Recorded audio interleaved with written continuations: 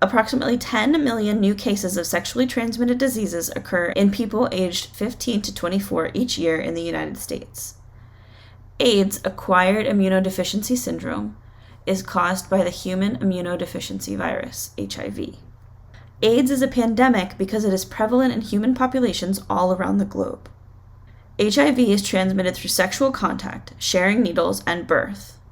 The initial infection of HIV spreads through the immune system in macrophages, helper T cells, and lymph tissue.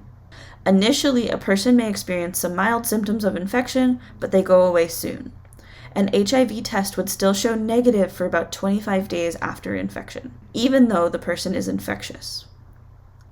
When someone still has a high T cell count and few or no symptoms, they are classified as category A. Even though they don't show symptoms, the HIV virus is infecting T cells and causing them to undergo apoptosis.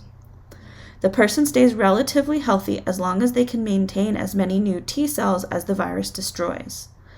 It can take several years for symptoms to start to appear. When patients have between 200 and 499 T cells and start to show signs of an unhealthy immune system, they are classified as category B.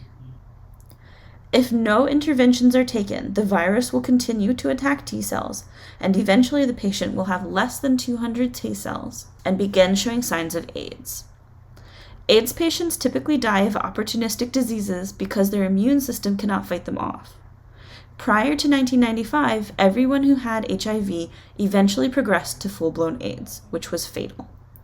Since the invention of antiretroviral drugs, the diagnosis of HIV is no longer automatically a death sentence. HIV is a retrovirus, which means it injects RNA into your cells, and then the RNA gets turned into DNA, and then incorporated into the DNA of your cells, infecting them. Current antiretroviral drugs can block this process along one of many steps to prevent the HIV from infecting cells and slow the progression of the disease. Unfortunately, there is no cure for HIV, and the drug therapies must be continued indefinitely. In 2012, medical advancements created a drug called PrEP that is a prophylactic for HIV. This is taken by populations that are more at risk of exposure to the virus to help prevent them from catching it as a precaution. There are a wide variety of sexually transmitted diseases, some transmitted by virus and other by bacteria. Viruses like HIV don't respond to antibiotic treatment, and the infection persists for life. Genital herpes is caused by the herpes simplex virus.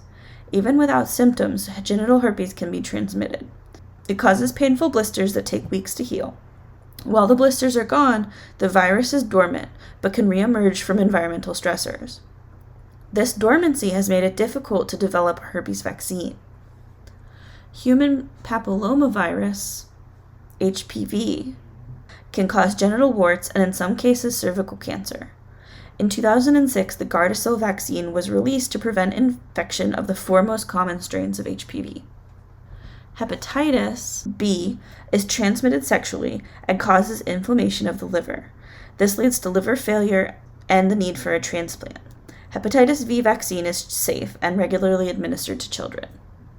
Bacterial viruses can be cured if treated with the correct antibiotic early enough.